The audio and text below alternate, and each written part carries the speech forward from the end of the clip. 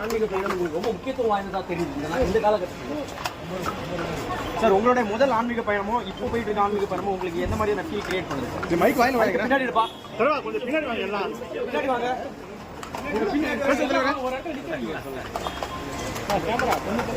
மைக்கு கீழே இருக்கு. ஆன்மீகம் எந்த அளவுக்கு தேவைப்படுதுன்னு நீங்க நினைக்கிறீங்க? பல்வேறு பாகுபாடுகள் இருக்கக்கூடிய இந்த சூழ்நிலையில ஆன்மீகம்ன்றது எதை குறிப்பிடுறதுன்னு நீங்க கருதுறீங்க?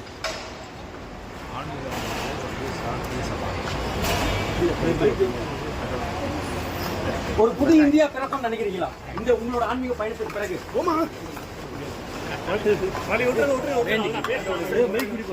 நன்றி நன்றி,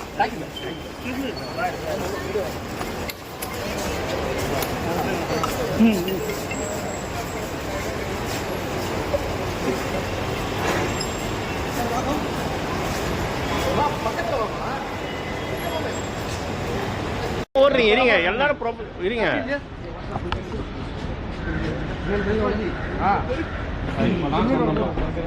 முஸ்தபா அப்படியே பின்னாடி வா. முஸ்தபா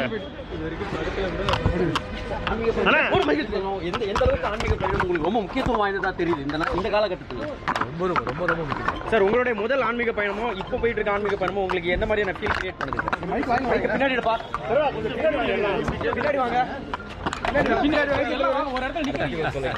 இல்லைங்க, முதல்ல போயிட்டு அதை கொஞ்சம் அனுபவம் வந்து கிடைச்சது பிறகு தான் ஒவ்வொரு வருஷமும் நான் போகிறேன். ஒவ்வொரு வருஷமும் ஒரு புது அனுபவமாக இருக்கும். இந்தியாவுக்கு ஆன்மீகம் எந்த அளவுக்கு தேவைப்படுதுன்னு நீங்க நினைக்கிறீங்க? இந்தியாவுக்கு இல்லைங்களா, உலகத்துக்கே ஆன்மீகம் தேவை.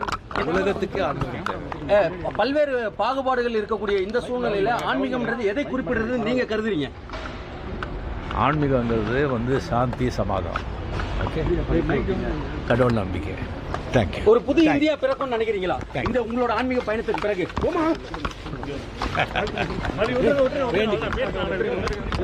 நன்றி.